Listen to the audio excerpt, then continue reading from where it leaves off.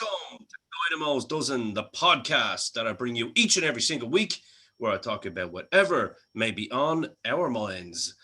From pro wrestling, sports, entertainment, music, movies, muesli, fresh socks and jocks, and everything in between, never forgetting the talc. Welcome back once again to a Dynamo Podcast Network presentation of Dynamo's Dozen Reviews, A&E biographies with me, your host, Ian the Dynamo Kelly, and of course my right-hand man, Niall Hogan, and a very special guest today to join us on this episode, Mr. Jonathan O'Dwyer. Jonathan, welcome to the show, my friend. Howdy. Pro Wrestling Defined, moving on up in the world of YouTube, my friend. So congratulations on all your success with that. It's growing on a daily basis. So thanks for taking the time out to join us on this show today. Not growing with the last 2 weeks. Cheers, man. It's all good. It's just fucking tech stuff driving me insane, as I was saying beforehand. All's pretty good with it. Like, I can't complain. Yeah, no, absolutely. I love it. And of course, we'll plug some stuff at the end as well, as we always do with our guests that take the time out to come on. Before we do proceed into today, what will be a very, very good show, we got to take care of some business. And it would only be apropos for my right-hand man, Niall Hogan, to take care of this business side, because he's got it down to a fine art now. So Niall, do what you're better than me at and spin off what people need to do. What people need to do is, first of all, our guests, they need to go over to YouTube and they need to smash that subscribe and bell notification button on Pro Wrestling Defined. Then they need to move swiftly on to the Dynamo Podcast Network, where they will find a serious variety of topics that are covered on a daily basis in podcasts. Smash that subscribe and bell notification button, share, like, all that kind of good stuff. You'll also find audio versions of the show on Anchor, and you will contact us at any time, morning, noon, or night, 24/7, a bit like Tesco's, on Instagram, Facebook, and Twitter. Yeah, absolutely. And that sounds like the gremlin in the background that's trying to take that away from us. But that's fine. I was just about to ask, is there a saw or something going off in one of your backgrounds? I wasn't sure where that was coming from. That's a man who's been toiling in a bathroom for the last 4 weeks, and I don't even want to get into it. Oh, right. Okay, so that's in Niall's house. We'll get him into a sharpshooter at some point, which is a perfect segue into what our show today is about, which is, of course, one of all three of our favorite wrestlers of all time, Bret the Hitman Hart, which was a nice surprise for me, guys, I have to say, because I didn't know that they were actually doing one until the week before, and which is kind of good, because like I try not to look up what's coming next, because I kind of like being surprised. You know, I know kind of the main ones that are coming up, and I know what to expect. But when the Bret one came out of left field, I was like, oh, this is going to be interesting. And obviously they couldn't really do a dark side on Bret, you know what I mean? So it was kind of apropos that they did the A&E. Oh, they could if they wanted to. They can do a dark side on anybody if they want to. Oh yeah, fuckers. This lad took a shit in a woman's toilet. I left the seat up. No, it's true, and we'll get into some of that later. But lads, Jono, you're the guest of honor, so obviously, as many people know, you are a massive Warrior fan, but also you've mentioned numerous times on shows that I've watched you on that, and even with myself, that you became a really big Bret fan kind of more in recent years when you kind of go back and look at his body of work. So how much, because it's kind of been Christmas for you in a lot of ways, in the sense that you've had, 2 Warrior shows, and I suppose with that. Yeah, we've covered them ones. So like with the Warrior ones, they kind of meet in the middle somewhere, and you've got a guy that was neither bad nor good, but like just somewhere in the middle kind of thing. If they'd have put them together, I think you probably would have found common ground and got a proper story told, I think. But I don't know, how have you been finding these documentaries? Well, the thing I'll say on Bret first, in terms of my fandom of him, and like with Warrior actually beforehand, like my thing with Warrior, it was never about him as a wrestler. You know, he was never. How could it be? Yeah. Like, I mean, he was really entertaining. Like, you know, he had his own. Yeah, like, but look, that's another story. I'm only teasing. This is but freaking.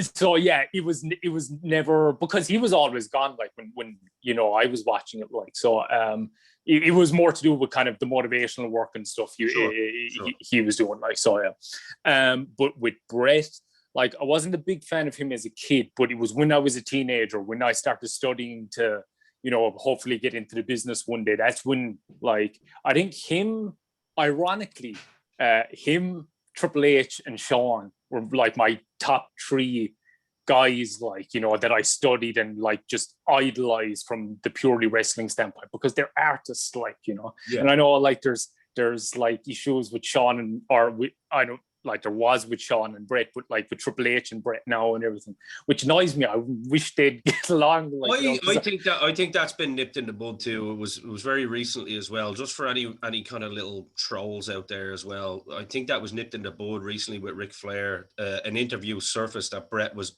giving Triple H shit again, and Bret came out and said, "I haven't done any shoot interviews in the last years. This is years old." And apparently Flair was the first one. Well, you could see Flair. He goes, "My bad. It just shows you not to listen to people on social media." And apparently Bret and Hunter are pretty solid, which you'll see with Vince on this particular show when we get into it. That makes sense to me though, Jono. Like they're three peas in a pod though. When you think about it, Bret, Shawn, and Bret, Michaels, and H. When you peel away the skin of it, and you look at the tree as a trio, and look at their in-ring work and the promos they had back and forward, I could see why they'd be the tree that you would look to. Yeah, exactly. And like, they were all such great storytellers, and like, they all have, like, a lot of people will jump straight to Shawn as being the greatest of all time. And maybe that's true in some ways, but like, I think Bret was so good at the things he was great at. I mean, there's not a better storyteller, like, you know, in big match situations and stuff like that. And his selling, I'd say, is probably second to none as well. So like, yeah, they were really the ones I gravitated to from a student's perspective. And like, I used to love reading Bret's articles on the Calgary Sun, like when I was about 14 or 15, like, you know, I had those shitty little phones, like, and you know, the internet was really slow, but I would wait there for ages for his website and to load up, like, and get those Calgary, whatever the topic may be, like, you know. And you remember, sometimes it'd be like an article about like his experience in a hotel room that didn't have enough soap in the you know what I mean? Yeah. It could be random as anything, like, but yeah, and like, people talk about him kind of being, you know, a bit dry or whatever, but I don't know, I just always found him really interesting to listen to. I always liked listening to him. But yeah, teenage years is where I really latched onto Bret, and that he'd be, from the wrestling standpoint, like, he is definitely kind of in my top 5. Mine kind of fluctuates. I go in kind of different moods. Same with me. You know, that's kind of the way I am. Shout out to Jay Kennedy of the Podman, who always accuses me of having like 75, mouth rush. Yeah, I get that as well. Not wrong. I feel you. He's not wrong. Well, look, Noel, you're usually the narrator in these shows when it comes to the Podmen. So, we'll kind of do a little bit of balancing on this with yourself and myself today, because obviously everyone knows how much Bret means to me. So I think it'd be kind of apropos for you to kind of, you know, give your side of what you saw from the start to finish, and we can kind of maybe comment on it as we go along. Yeah, I think what I really like about the A&E ones as opposed to the dark side ones, and I know there isn't a dark side, Bret, is that it kind of sort of tells a fuller story, if you like, in terms of it covers a lot more than just zoning in on, you know, those issues, if you like, that they want to hit that sort of trigger you, you know. So you think if Darkseid was going to do a Bret, it would be like, obviously, Owens passing and Montreal. And that would Which they did, actually. They have done one, yeah. That would be the bulk, you know. Yeah. And I just think what I really liked about this documentary was it accepted the fact that those two topics had been covered. Yes. And it was kind of like It was more about not the actual topics like a Wikipedia job, if you like. It was more about how those topics impacted on the family. And it kept on going back to the situation with the family, and Owen was the youngest, and how much they loved him and how much they missed him, and still to this day and stuff like that. That was difficult for me to watch. Yeah, they didn't go down into like the detail of the Kemper Arena and the wave of hate for Vince and all this kind of stuff. You know what I mean? Same with Montreal. They touched on Montreal, but they didn't dwell on the fact of what it was. It was more the impact at the time in terms of Bret's life. So I thought we got a much fuller one, and I really liked the way they went through that Hart family history. Yeah. And they brought you up to date. And when you think about it, it's really, really quick. Like, this is less than an hour, and you get a full flavor for everything. And his relationship with Stu, and Stu selling off the family business, and part of the deal, Stu made sure that Bret and Jim and Davey and all the boys were looked after with contracts, and everything was made look made good. But I like the way they touched on other stuff, like the way Bret's his wife, and how it took time for her to be accepted by the kids, and then it comes full circle, and you see at the end they're there, and the kids are all there, and their kids are there, and it was nearly like the second coming of Stu's family, where you see all these kids, you know what I mean? And it was even when it talks about, like, it touches on Bret when they talk about wanting to have kids and stuff like that, and he says, I met this girl and I was off and running, and here we go. I was back to Calgary to have loads of kids, that kind of thing. So it was with this, for a documentary piece on his life, that could have easily zoned in on the two big tragedies, if you like. The negatives, yeah. Yeah, it really only touched on them and gave us everything else. So it was a fuller, more complete documentary. And I have to say, for me as a Bret Hart fan, it's probably the most enjoyable Bret Hart documentary I've watched, to be honest. Yeah, I'd agree with that as well. In terms of a piece. So that's really what I took out of it overall, if you like. What about you, John? Really, because I one thing I hoped, and you can probably put some context on this from your perspective. One thing I really hoped from this was that we would get kind of, because and Noel knows this, I'm in a position where, like, I've kind of, I'm friendly with some of the family and stuff like that. So I hear, like, stuff about how good he's doing these days and stuff like that, and like, and even in the little stuff that he puts up on his website where he's having jokes with the guy coming over to try and come to his house parties and all, and Bret's like, get out of here, it's like, really, it's showing the fun loving side. And I was hoping that they would kind of stay away from that bitter kind of narrative that people kind of put on. And I'm sure you did as a fan too. So how did it come across to you? Well, I agree 100%, because that's always really rubbed me the wrong way. Yeah. When people, like, I mean, the guy, even though, like, I wouldn't agree with his opinions on Triple H, but he's Bret Hart. It's his opinion. Yeah. You know what I mean? Like, he's entire. I don't. You know what I mean? I mean, I like Goldberg as well. Like, and I've never been the type to, like, judge on, like, other people's issues. Do you know what I mean? Sure. Like, when people would constantly, like, slag off Warrior and everything, like, I never, well, for a while I did resent a few of them, but, like, that's back in, like, teenage years, like, but, like, that's when you've got the testosterone ready and you're like, fuck you, man. Exactly. Like, yeah, see, we mellow with age and premature balding. Yeah, very true. So like Ted DiBiase and all those guys, like, I love all of them. Like, so, like, so with Bret, that always rubbed me the wrong way when people label him bitter for just fucking having opinions and expressing them in a blunt way. Like, I mean, he's, just being a man, like, but so, like, and you can tell if you watch, like, full interviews with him, he is a very pretty mellow, like, good sense of humor. He was a ribber, he was a joker as well, like cartoon. So, like, you couldn't not be been around the Bulldogs and that Calgary, like, you couldn't not be a ribber, you know what I mean? Exactly, yeah. So, like, I was really happy with that. What I loved about it, kind of what Niall was alluding to as well, it was a lot more personal, and you did get to see more into the man throughout the whole thing.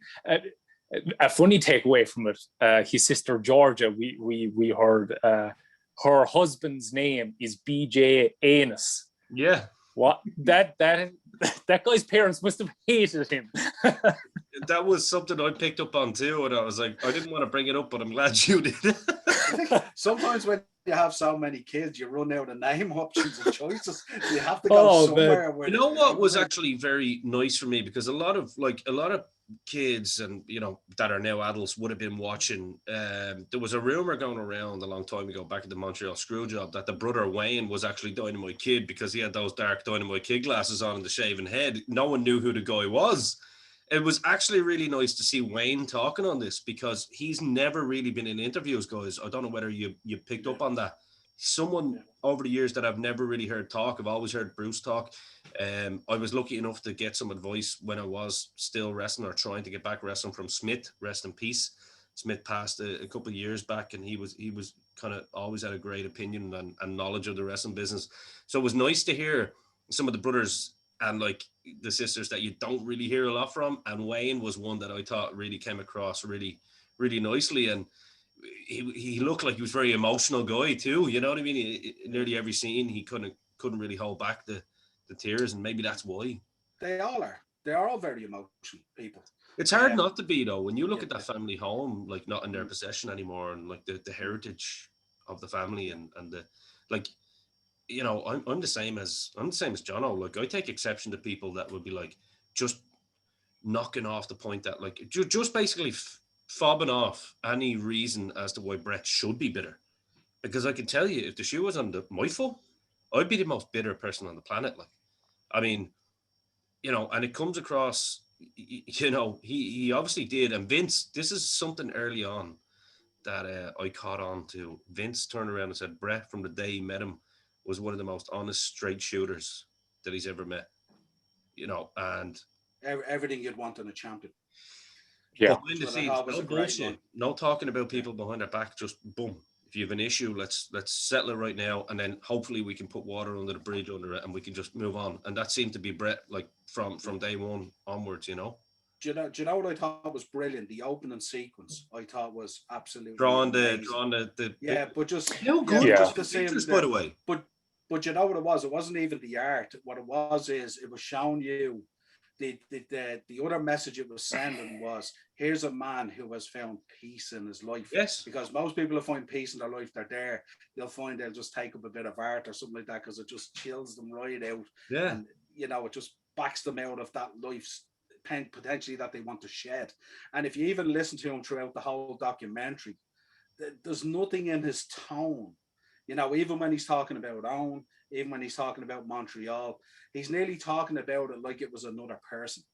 And it's kind of like he's totally at peace. That opening sequence, when I seen him sitting there in the stool and he's just doing the art, and you know what, I thought it was lovely. The little picture with Warrior. Remember he showed the little picture with Warrior with the belly, and he goes, Jim used to laugh at that. And you could tell that was true. He's like, Jim used to laugh at that one, It was, Yeah. And the one of the anvil with the hair on the chest. Yeah, he says Jim loved that one, But I thought it was brilliant the way it panned back.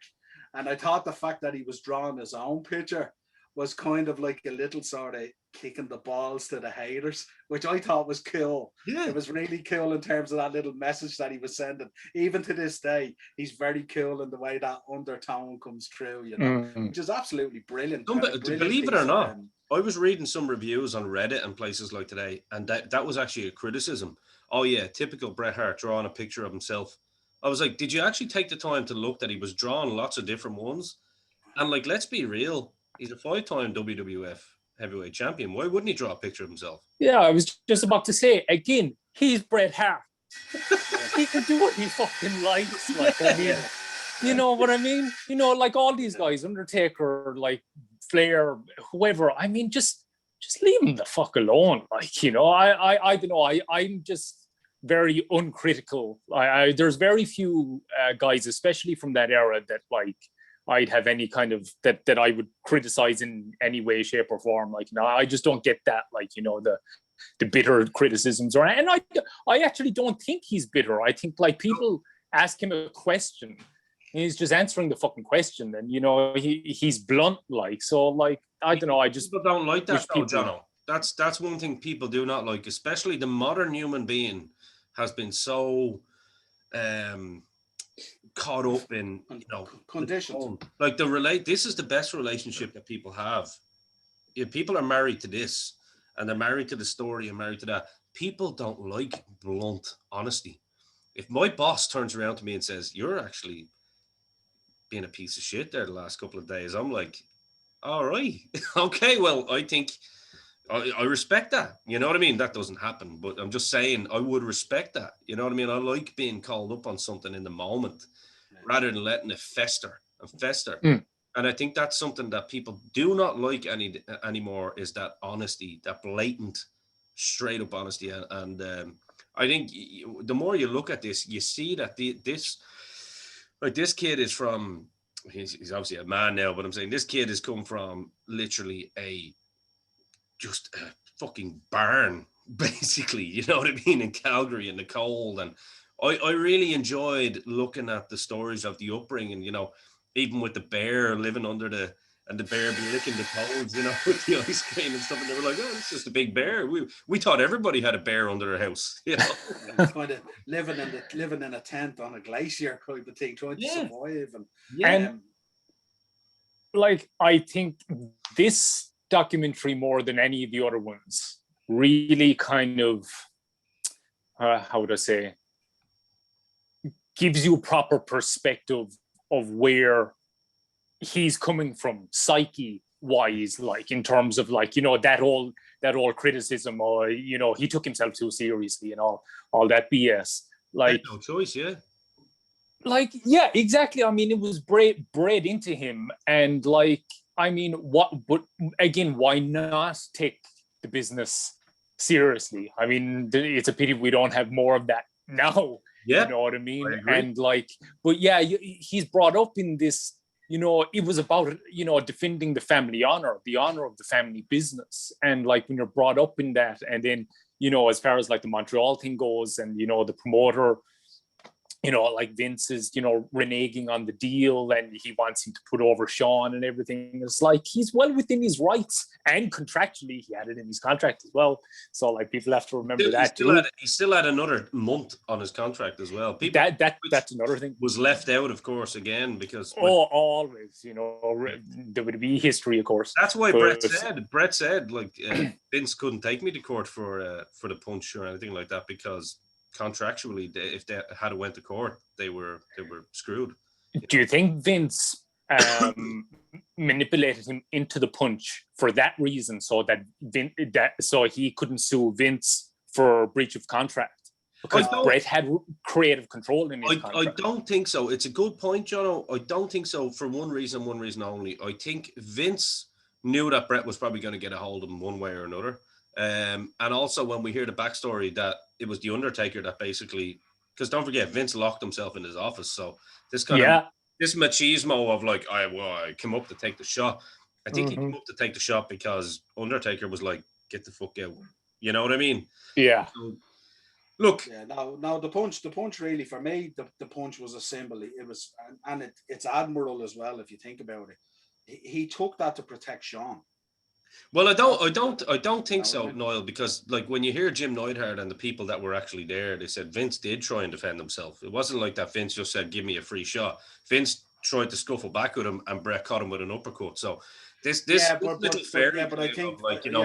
taking one for the team, it was that's a Vince story to protect his ego, that like he's a tough guy. Because I mean, if anyone, you know what I mean? But I mean, if he could have turned around when Bret came into the office, he could have turned around and he says, "Yeah, I instigated all this, but the boys were all in on it." He could have. No, but what I'm only talking about the physical altercation. That's all. But that's what I mean. If someone comes up to you and they threaten you and he's going to have a go, and he knows he was going to take a hiding off Bret, he could have turned around and goes, "Yeah, you can give me a hiding, but listen, we were all in on it." But he didn't. He took the hiding, so there was a level of. Well, he probably thought that he probably thought the likes of the fucking two boys, Briscoe, was going to help me fucking out. You know what I mean? They probably thought they'd get into a scuffle, but I doubt he was expecting to get knocked out with one single shot. Like, I don't think there's a man on this planet that would have stopped Bret that night when you see him in the ring before he gets backstage. Yeah, very true. Very true. By the way, I wanted to talk about that with Vince. Jono, now I have my thoughts on this as well, and they're all good thoughts too. How did you how did you feel about Vince being on this show and looking at the way Vince talks about Bret? I think there's definitely a love there, because you know the way Vince talks about the Warrior in the past, and he goes, well, I don't want a son, I have a son. You know, this one looks more like Vince actually looks at Bret like, Jesus, this was like a father-son kind of thing. Do you know what I mean? There's some sort of mutual bond there between the two, and I feel that the way Vince portrays it, for start, he turns around and says he believes that in terms of credibility, Bret's the best champion of all time. You know, and for Vince to say that, that's a pretty big fucking statement, right? Oh, 100%. I mean, he's consistently always said like that Bret is probably the best storyteller since Buddy Rogers. I think he's always said. So like, I think, look, I mean, the fact that he gave Bret the ball at that point, like when the company was going through all that crap at the time, like with the scandals and when business was down, and he gave Bret the ball to kind of steer him through that, kind of says it all about like how much he valued Bret's work. And in terms of how he's talking about him now, like, I think that was probably always there. I think like, yeah, me too. I think with a lot of these guys, even with Warrior as well, I think that whole, like, you know, I already have a son thing was more kind of a response to the way the question was put to him. Like, did you look, you know, like, you know, you're asked, did you look at Warrior as a son? Like, you know, I mean, how are you really supposed to answer that? Yeah, it was probably like it's a stupid question, I suppose. Yeah. It is, like, you know, especially when you do have a son. Yeah. So like, I I'd give him a pass on that. But like, there was like the fact, I think there was a personal connection there. But in terms of with Bret, it was really nice to see that in the things, to see Vince that bit more mellow, because I think in that DVD, I thought he came off more like they were just after doing a hit piece on Bret before they did. I know that it was meant to be like the self-destructive. Yes. Yeah. And they made up lies saying that Roddy Piper and all had appeared on it, and there was no such thing, because Piper would never, you know, diss Bret, but they were trying. No, he did, according to Bret. I remember hearing an interview with Bret where he said Piper and Jerry Lawler and a few others were on it. Now, I don't know now. Oh no, he said they were on it, but Bret basically said that they asked Piper to speak negatively, and Piper refused. He said absolutely. Oh, okay. Yeah, okay. They were on it. They were on it. Yeah, but they wouldn't. You know what I mean? They wouldn't go along with the kind of the way they did with the Warrior. Yeah, they coaxed everyone in the Warrior one to kind of, you know, because like I looked at that Warrior one again there recently, and obviously it's a different show, but it was the same. You could see what they were doing. You were like, you know, it was going to be difficult to get too many people backstage to talk negatively about Bret. It's the same with the Shawn Michaels one. You could tell that they took the Undertaker's one word, he doesn't want to do business, fuck him, and then they left it. And I was like, I guarantee you there was a much bigger conversation in that, but they clipped that to go with because Taker was 100%, you know, a Bret guy, like, as were most of the guys. I think as well, when you look at the documentary and you look at a lot of the interviews that Vince has been doing recently and stuff like that, there's only so long you can sit at the top of Titan Towers and be the Sauron, if you like, of Lord of the Rings. Yeah. Before, like, you know, he's coming into the twilight of his life now. You know what I mean? Do you want to leave that legacy where it was sort of dour all along the way? Or do you want to kind of leave that legacy where when people look back on you in 20 years, you go, well, you know, he did have problems with Bret Hart, but he spoke fondly of him in the end. And, you know, everything when you look at it in wrestling now is all about redemption. It's all about coming full circle. It's all about mending bridges. It's all about putting things back right again. Yes. And a lot of it has to do with the way society is evolving at the moment. You know what I mean? I agree. The time of dragging bags of hate around with you and too hard and all that kind of stuff. Not only is it too hard, but it's going to put you out of business pretty quick in terms of your life. Because even if you look at Bret, if you look at a lot of Bret's health issues and stuff like that, he was carrying that baggage for so many years, and that surely didn't help. You know, when he used that, I'm just going to speak from a personal standpoint, when he used that analogy of carrying that big bag of rocks, it was actually so weird, and I'm not even bullshitting. like Niall, you probably remember I used to say that as well. You remember I could have been quite a bitter person and been annoyed at, you know, the fact that I'd been hurt and just kind of went on with life, but like in a negative way. Do you know what I mean? Yeah. Instead of taking it as a positive and, you know, building myself back up. That was such a perfect analogy, like, you know, big bag of rocks that you're picking up every day and carrying around on your back, and it weighs heavy on you. And I was the same, you know, with personal issues and stuff like that, you know, not just to do with wrestling, just, you know, home life and stuff. Life. Yeah. And I remember there was a period about 5 years ago where something happened in our extended family and someone had passed, and someone that I was quite annoyed at and basically resentful to for basically 10 plus years. Their father had passed and they weren't allowed at the funeral. And I kind of went, oh shit, you know? And I made that phone call just to say, Jesus, I'm sorry for your loss. And like that, boom, that bag of rocks left. Yeah. And it was like the most, so I can relate to that and the feeling that I had since that day. It's just like, whew. And remember, for you, in your case, that was so personal. It was about your personal extended family. Imagine carrying that around, but being so out in the public and being that public guy. I mean, the Hart family are absolute legends in Canada, without a shadow of a doubt. They can't turn a corner without being harassed by journalists and media and all that kind of stuff. You know what I mean? So imagine you carrying that bag of rocks around, but imagine being a public out there in the limelight, who's been such a legend and so revered and a star and chased around and all that, and you're trying to deal with that. You know what I mean? It's magnified by 1,000%. You know what I mean? So you can see, like, it was a lovely moment. I loved the way they presented the moment as well, where he turned around and he goes, I rang up Vince and I rang up Sean. It was time to sort it. It was like he had that light bulb moment. It was nearly like he went to visit Owen's grave, and it was like he got a moment and it was time to sort stuff. You know what I mean? Because that was tough to watch every time you saw him at the grave. Yeah. 100%. It was actually great seeing that in the biography, actually, because that's one thing I added to my bucket list. That has to be visited at some stage. Yeah, me too. 100%. Yeah. And I just thought it was mad. It was great the way he sort of the imagery of him walking over to the grave, and like it was like he was nearly walking over to Owen again. And the way he stood over it and he put his arms around it, and it was like he was hugging his little brother. It was absolutely fantastic the way they put the documentary together. And it was just brilliant the way it kind of led on, and you know, it was time to sort stuff. Because I truly believe if that stuff doesn't get sorted, who knows, Bret Hart mightn't be still here. Yeah. You know what I mean? And this could be a very different documentary.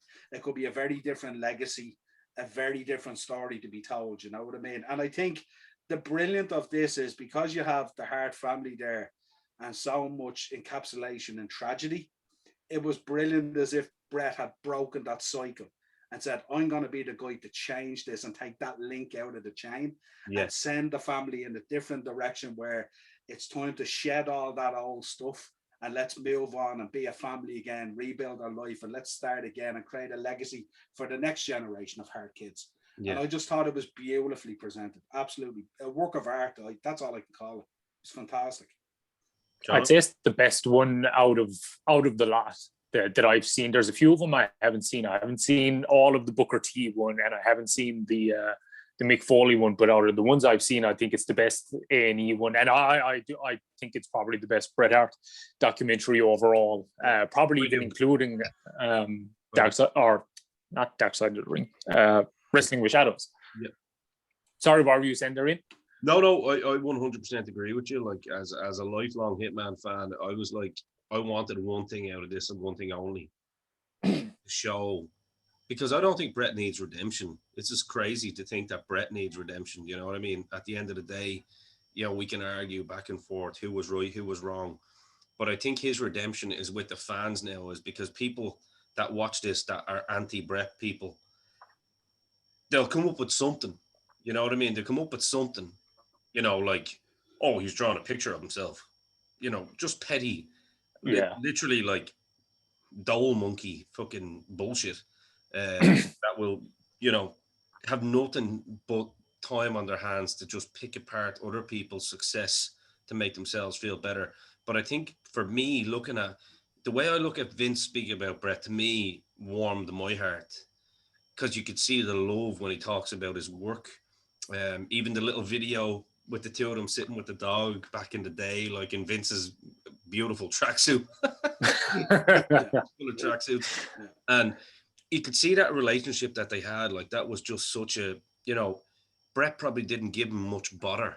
Do you know what I mean? With the likes, with some of the champs that he probably had, to be like, oh, good Lord. Like Sean, for example, I'd say Sean, admittedly so, was just not. I think I draw a lot of comparisons with Sean and Warrior in that sense that like they were that tier. Like, when they got the Intercontinental belt and they were kind of knocking at the door at the top, then the pressures, whatever was happening with the pressures at the top, they just weren't able for whatever reasons. And that's not a knock on their character. That's not a knock. That's not to say that they're weak. That's not to say that there's any fucking fault of that on their own at all. And Jono, I'm sure you agree with me here. I'm just saying, I look at the two of them and kind of go, Jesus, those pressures, some can hold it, some can't. That's it. You know what I mean?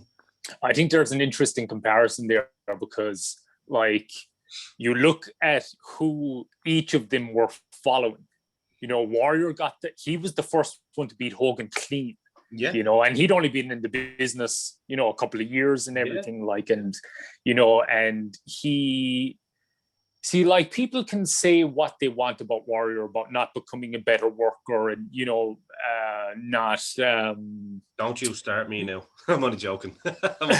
No, see, I think, and this actually correlates with a point I was going to make about Bret as well, about, like, the way people say it, like, about him taking the business too seriously and all that kind of crap, or taking himself too seriously. If you take that out of him, he's not Bret. He's not the same Bret Hart. No. You know what I mean? And if you change anything about, Warrior's character is so unique because he was such a unique individual, positively, and, he had his flaws just like fucking everybody. I feel he's a very nitpicked human. He was a human being at the end of the day. Do you know what I mean? He's exactly like, human. That's why, we all have. Some of the fucking, there's a similar thing there with Bret. They're so nitpicked, like these fucking little things. Like, Jesus Christ, they're human beings, and the pressures that they were dealing with, like, imagine that life, like, on the road, especially back then, carrying that company and everything. But back to your point, I'm getting sidetracked. Back to your point about, like, That's Sean okay. and Warrior. We're all about segues on Dynamos, doesn't it? It's always been the way. We were built on it. Oh, Jesus, I'm the fucking king of getting sidetracked. But yeah, I think there's an interesting parallel there because of who they were following. Because I think that added to the pressure. Because, like, Warrior was following Hogan and had all, like, Paul Heyman made a really interesting point about that on the A&E documentary, like, having all that expectation, that box office expectation. And actually, Warrior actually did all right. If you look at some of the numbers he was doing back then, they'd kill for that in the last 10 years, like, in terms of house shows and things like that. Like, but at the same time, the business was on a nosedive anyway. But, and they didn't book his title reign right anyway. Like, Hogan got the hottest heel in the company in Earthquake at SummerSlam, and they just threw Warrior with Rick Rude at SummerSlam. I suppose they thought, Rude can get the match out of him and all that kind of crap. But yeah, there's an interesting parallel there because then Sean had to follow Bret and everything Bret had done and the expectations that were there. And then there's the WCW pressure and everything. It's a tough job. Like, not everybody, like Bret, I think just as a human being in general was very even keeled and was able to deal with that pressure probably better than some of the others. But, like, he got breaks as well. Initially he only had the title for a couple of months and then they put it on Yoko. And so it wasn't singularly all on Bret's shoulders. And then they experimented with Lex and then it kind of went back to Bret. And that's when he kind of really became the number one, like, he's the guy. I think he's even said that himself, like WrestleMania 10 was his crowning moment. And just for people as well that are ready to attack me and think that they have kind of something to come into a debate with me or to come at me, I'm just going to literally blow the air out of your tires right now and say it.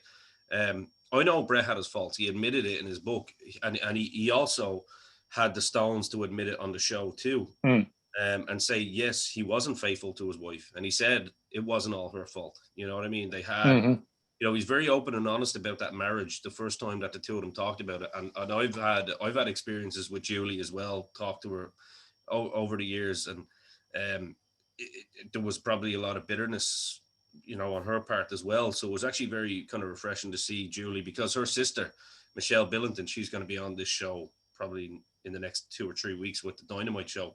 So there's a relationship there. And it was kind of nice to see her talking about Bret in a positive way too, and vice versa, and show the appreciation. So, like, if that's all people have to throw stones at Bret with is that, oh, he cheated on his wife while claiming family values, don't forget there were storylines as well. So the family values things was aimed at, you know, the whole American thing at the time. They were written by the likes of Pat Patterson and Vince and stuff. That wasn't Bret running around with his flag going family values. You know what I mean? That was all written.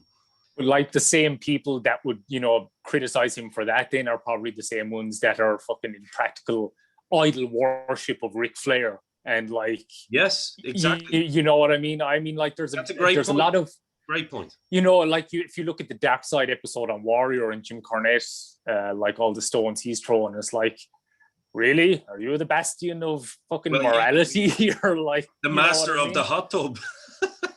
Oh, yikes. The one thing we know about opinions in this business is always a timing of, you know, when it suits the narrative. So yeah. Well, opinions are like ourselves, aren't they?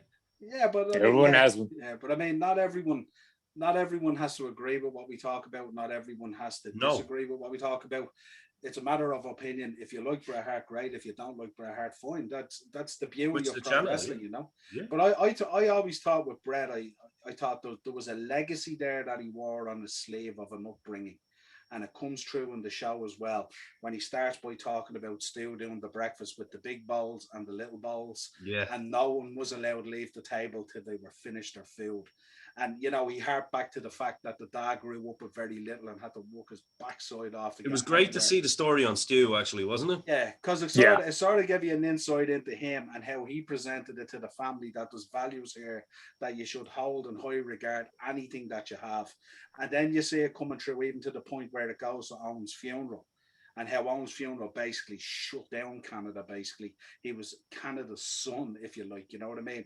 And not everyone would understand the magnitude of that. This is a guy, you know, and not to disrespect it, he was a pro wrestler that shut down Canada when he passed away. Just think about that, you know what I mean? This is pro wrestling, like, you know what I mean? And how revered the Hart family were, and where he came from, listen, bunking out in a tent in the harshest of winters somewhere in the middle of Canada, and to build a dynasty there with Stampede and Calgary and all that, and then to make sure the boys were taken care of and the sales to Vince and all the other stuff that happened, to losing the son, to the stuff that happened with Bret at Montreal, to come full circle, you know, and the forgiveness there, and to find his life again, and the time it took for his family to accept his new wife, and now the acceptance is there, and there's a big bond there, and everyone's kind of together.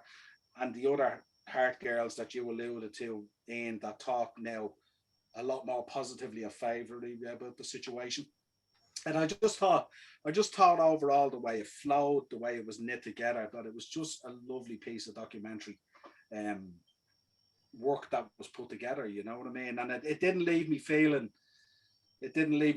bitter. It left me feeling really, really good. Nice. It let me have a different view on Montreal. It let me have a different view on Owen's passing. That, you know, these things happen in life, that your life is kind of mapped out, whether you like it or you don't like it. These happens. Every family has a tragedy somewhere along the line, and it's how you deal with that tragedy that makes the man and the legend and the legacy. And I think every time Bret Hart stepped into the ring, Stu Hart was on his sleeve, and he knew he was representing the legacy of the family. Yeah. And it was more shown even with Owen. We spoke about Owen only a few weeks ago, in talking about how they wanted them to do this storyline of infidelity and the marriage thing and all, and he shot it down straight away, saying that's not for me. That's the Stu Hart family values that got pumped in there. All roads lead back to Stu, yeah. Exactly. Yeah. And I just thought when you knit it all together, I thought it was just a fabulous piece. You know, I really, really enjoyed it. I wanna kind of, I suppose, as we close off, and Niall, I couldn't have really articulated that much better, to be honest with you. Especially being such a fan of the family, and you know what I mean, and Stampede. Let's kind of, because it is important to talk about, is one man that we haven't mentioned that was on this show, and Shawn Michaels and Bret, obviously. What I thought, the way they portrayed this was absolutely beautiful. Like they showed the friendship that they had at the start, and they didn't really go too much into why they fell out, other than, you know, differences of opinion, and Bret saying, you know, Shawn said, "I won't do that for you," and you know, blah blah blah. Shawn came across on this really well, I thought, as he has done in general when he talks about Bret now, and I, you know, I'm going to hold my hands up as well, and say that, you know, I was always skeptical with Shawn when he first came back as to whether he was really, you know, a changed man and stuff like that. But that's because, you know, you'd read stuff in the dirt sheet, so that's my fault. But I think without a shadow of a doubt, he is. I think you could see the guilt that he has with Bret, like, you know, because not only, like, fair enough, yeah, we don't like each other at the moment, but that's a pretty difficult thing to do when you're trusting the guy with your body. Like, it's a brotherhood. So Shawn thought, like, I'm the biggest piece of shit in the world because I've had to do this. But you could tell that weighed heavily on his mind over the years. So it's like the two of them have been struggling with something that they just need to get off their chest. And I think listening to Shawn was actually quite beautiful, talking about it, you know what I mean? And how you can see it means a lot to Shawn. Am I right? Yeah, I definitely think so. I thought that came off very well as well. It was a bit more in depth on the actual moment of the reconciliation as well. Like I like that, and so like that was something that I'd always hoped for, because like yourself, like I love them both, like, you know. So like I hate when there's bad blood with any of the guys. Like, it's funny, I recently got barred out of an Ultimate Warrior Facebook group because I stuck up for Hulk Hogan and said I believed, you know, that the reconciliation with him was genuine. So I got booted. Yeah. So did I. Yeah, so like, that's an episode in itself, Jonathan. Jono, you are coming back for part 2 on this. You're going to be part of the great debate. Jake Kennedy wants to debate Warrior Hogan with me, and I'm like, okay, that's no problem. We're going to happen. We got to keep it trending as well, because Jay is starting to back out now. Jay, you're watching right now. You know you are, son. No, but all joking aside, I agree. Like, I'm the same. It's like I try to look for the good in these guys. We grew up idolizing these. Me too. You know what I mean? Like, yeah. It's funny because some people think, like, oh, you backtrack so much on Shawn Michaels now. I'm like, yes, I do backtrack on Shawn Michaels, purely because Shawn Michaels is a different person now. I've always been a Shawn Michaels fan. From 1991 onwards, I was a Shawn Michaels fan. I had a poster of him and I had a poster of Bret. Remember those long fold-out ones that you get in the magazines? And they just fold. Yeah. I had one of Shawn where he had the little mirror, and I was like, Jesus, his chest is disgusting. It's so hairy. Like, legit. Ryan Giggs thing. Yeah. And then at the other one, I had a Bret one where he's like holding the title belt, you know. And I was like, when it was a case of these two, because I mean, I was 13 in '97, so this was like the height of me going, this is real. You had lads in school telling you this isn't real, but shut up, I'll show you how real it is. Fuck you. You know, it's real to me, damn it. But to see that come full circle, man, I'll give you all a little funny one that you can all laugh at me now and call me a little sap if you want, but I'll happily take it. I remember sitting in the family home, and this was literally the year that it was sold, funny enough. Oh, wow. We weren't expecting it to be sold. And I was sitting there watching Raw because someone had said to me, actually, no, I'll tell a lie. Sorry, I'll tell a lie. I had missed it because, no, I'm a fucking retard. Sorry, don't mind me.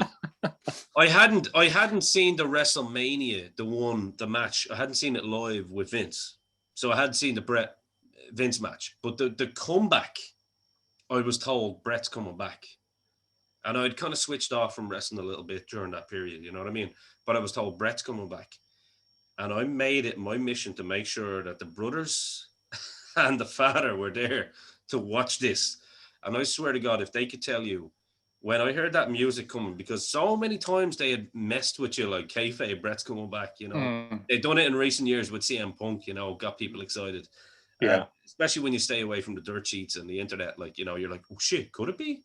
But when I saw Bret come out and stand there and hear, you know, Jim, it was actually the King, wasn't he? He was like, oh my God, it's really him. It was like, wow, this is incredible. And that was that shortly after or before I had met him for the first time in your shop, Niall? After. After, yeah. So was it 2009 or what year? Yeah, in around that, yeah. 10 when you had him in the shop now. Yeah. Oh, that's 2008, 2009. It was about a year beforehand. It was actually about a year he had him in the shop. I was there as well. Actually, were you there? Mike we were the very last ones. Actually, I was that blonde Jeff Jarrett looking guy with the Chelsea Autoglass jersey standing right on Bret's shoulder when you came in. That was Oh man, I've met him about 5 times. I think I'd say that's probably my favorite picture with him, though. I always seem to come out weird in all the other ones for some reason. I think it's because like my hands are so riddled with atrophy and his hands are so gigantic. Yeah, it just looks weird. But that one looks all right. You look so young as well. Send that. Yeah. Send that picture. That's always a good thing. Send that picture on to Niall after the show, and I'll send my picture on to Niall as well, and we'll get some little graphic going with that because that's a really cool. Oh yeah, absolutely, yeah. That'll be cool. Because Niall will tell you, this is the God's honest truth. Niall will tell you, he watched me walk up. Niall held a book for me, like it was the last book I think. So Niall held it for me, and I went up, and Niall, like I have never ever marked out because it's a code. You don't mark out. So Niall knew I was trying to I was having a battle of trying to maintain kayfabe. Nice to meet you, son. You know what I mean? It's story, mate. But I literally went up, and I'm not ashamed to say it. I was just like, excuse me. Hey, Bret. And I think my voice shook a little bit. And Niall will tell you, because he was actually, you were kind of rooting for me, weren't you? You were kind of going, come on. And I kind of stood beside Bret. You remember that, Niall? And I was like kind of keeping a distance as if to say, I don't want to bother him. And you were like, get in closer. Yeah, because the first few people that went in to see him were very tentative, high, and they were at a distance with the book and all that kind of thing. And then I went out to people in the queue and I said, he's not going to bite you. Ask him whatever you want. Cuddle him if you want. Get in there for a picture. Whatever you want to do. You ain't going to put you in a sharpshooter. He's here to meet you guys. He's for you guys. But the Enjoy funniest, every minute of it. The funniest thing was then when I went, because I said, I'm a wrestler too. Just goes. And I said, I only ever wanted to get into wrestling because of you and Dynamo Kid. And he was like, that's, he just kind of whispered, he was like, it's 2 pretty good choices. And he kind of made a little joke. And I kind of, when I was standing there, he goes, come on in, put your arm around me. You know, and I put my arm around him then, and the two of us were kind of, and it was kind of like he, as I was walking away, he was like, how long have you started? You know, and he was talking away, and Niall saw that. Niall goes, you can stay. And Niall will tell you, I was literally there beside him. Do you remember every time he was making jokes, he was like, who the fuck's this guy? Yeah. Some guy walked in with an Extravision fucking piece of paper from Extravision or something, like a blank sheet of paper. Yeah. Another guy walked in with a written envelope. And I said to him, could you be any more disrespectful? Do you realize? Brett just looks and goes, the fuck is this guy? Yeah. And before Conor McGregor, it was like, the fuck is this guy? Yeah. But, I suppose that's in talking as well, the one thing I got out of it as well, when you touched on Sean there, was the fact that the documentary presented it, that it's all good. So the dilemma is now back with the fan base. Yes. But what the documentary did was it said, it's okay to like Bret. It's okay to like Sean. Yeah. But as a fan, it's even better to like both. Yes. And I just thought that was brilliant the way they presented it. You know Absolutely. what I mean? Stop this nonsense about either Bret. That's what John said at the start, wasn't it? Yeah. you look at those three and you're like, you don't have to choose anymore. You can be a fan of everyone. Exactly. And like one thing that the documentary really brought home for me as well is, and not just with Bret, but particularly with Bret because of all the things he's been through. And I think fans should really, like the ones that kind of take a dump on him, should really take into consideration is just how lucky we are to still have him. Yeah. You know, how lucky we are to still have him around. He had more than you know what I mean? as well, by the way, guys. I can, he had more than one stroke. He was a cancer survivor. Yes. You know, he got his career ended pretty much still in its prime, even though he was 41. Like, there's so many guys gone now. Like, you know, I mean, even in the course of these documentaries, I mean, Macho Man's gone, Warrior's gone, Piper's gone. I don't think any of them reached 60. Maybe Piper just got to 60. I'm not sure. 61, maybe. I'm not entirely sure. But like, we're so fortunate to still have Bret around. Like, and like, so the disrespect he gets kind of irritates me in that regard. Like, so I think, you know, people should kind of rally around him more and kind of consider that. Like, it's you know, we're privileged to still have Bret around. Like, and I think that the documentary really shows that. Well, look, I think that's the perfect way to end the show today, guys. You know, Jono, you have the last words on that. That I can't surmise it better. I think it was a phenomenal documentary. I think it's great that we, you know, that we get to see these shows and get to see these guys happy in life later. And like Niall said at the start and earlier on, I think it was a very, very emotional moment for me seeing the next generation of Hearts and seeing him being two now, you know. You know, it's such a good documentary when it drives the fan base to question its own thoughts. Exactly. Yes. And that's what I love about it. Exactly. So, look, until next week, Jono, thank you very much for your time. For anybody that is a fan of what we do, please go and see what Jono does as well, because he's interviewed some great names in the world of professional wrestling, has his own way of talking to some of these guys and girls, and I can't recommend the channel enough. Pro Wrestling Defined. Go like and subscribe, smash that bell notification, and get in touch with Jono if you need to in any way, shape, or form. You'll find him on social media as well. Please do support this great content, because we're in this all together, lads. And thanks for coming on the show, Jono. Thanks, bud. Thanks for having me. Oh, yeah, I really enjoyed it, and yeah, it's always good to talk about Bret. Like, so yeah, I really enjoyed it. Thanks for having me on. Man. And welcome back to the podcast, fucking Virgin Media. Absolutely. So until next week, that is all we have time for. For me, Ian the Dynamo Kelly, for Niall the Shopkeeper Hogan, and for Jonathan O'Dwyer, we will catch you next week.